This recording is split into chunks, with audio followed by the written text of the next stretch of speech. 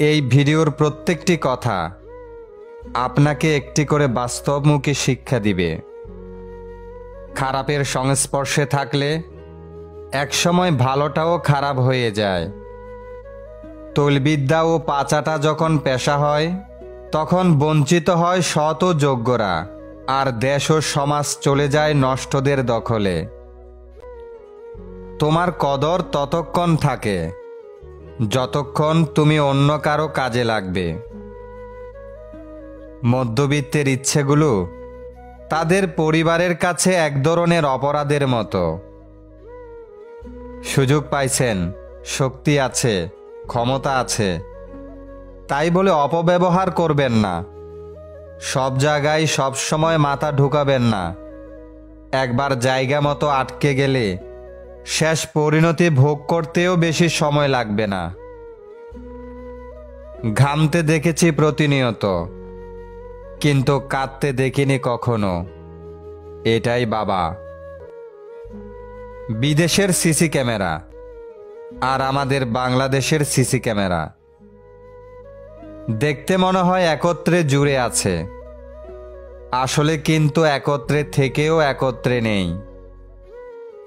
জাপানের একটি ভাস্কর্য, কারো ওজন কতটুকু তা কিলোগ্রাম অথবা দৈহিক আকৃতির উপর নির্ভর করে না, সে কয়টা বই পড়েছে তার উপর নির্ভর করে।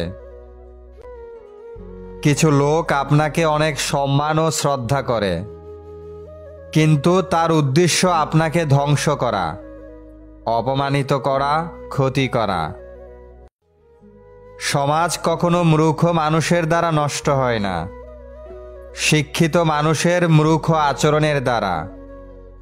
এই ছবিটিই তার প্রমাণ। দুনিয়া যার কাছে যেমন, সে তেমন। তুমি সঠিক তার অর্থ এই নয় যে আমি ভুল। তুমি হয়তো জীবনটাকে আমার জায়গা থেকে দেখোনি। খেটে বড় হও, চেটে নয়। পড়ে গেলেও আশা ছেড়ো না।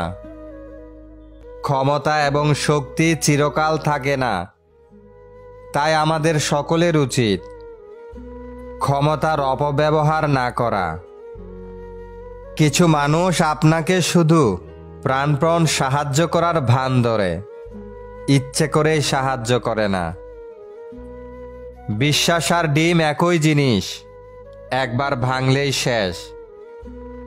মানুষের ছুরির আঘাতের চেয়েও মানুষের মুখের কথার আঘাত অনেক ধারালো। নিজের ক্ষত নিজেকেই সারাতে হয়।